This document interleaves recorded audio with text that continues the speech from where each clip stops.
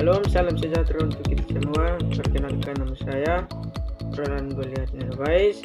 Saya merupakan salah satu mahasiswa aktif di Universitas Nusa Cendana, Fakultas Ilmu Sosial dan Ilmu Politik, program studi Ilmu Politik. Di sini saya akan mereview pendapat saya tentang teori politik. Teori politik merupakan pemikiran tentang negara, kekuasaan, hubungan antara negara dan masyarakat, ideologi politik, dan hal-hal yang berkenaan dengan norma-norma untuk menjalankan kekuasaan.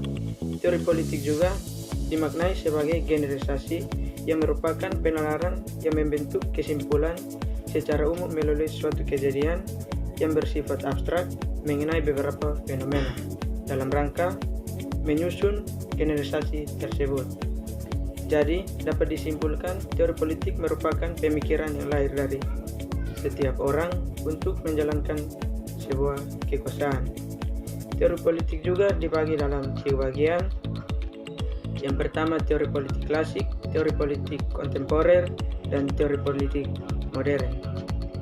Teori politik klasik merupakan teori politik yang terjadi pada masa lampau. Teori politik klasik sendiri dicetuskan oleh Adam Smith pada tahun 1789.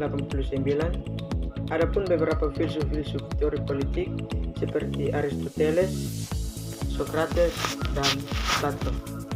Yang kedua, teori politik kontemporer. Teori politik kontemporer merupakan teori politik yang berada di tengah-tengah antara teori politik klasik dan teori politik modern. Teori politik kontemporer bisa juga menggunakan pendapat dari teori politik klasik dan bisa juga menggunakan pendapat dari teori politik modern. Yang ketiga, teori politik modern. Teori politik modern merupakan teori politik yang baru. Adanya teori politik modern dikarenakan perkembangan zaman di mana semua orang sudah paham tentang politik. Sekian dari saya. Atas perhatiannya saya ucapkan terima kasih. Salam politik.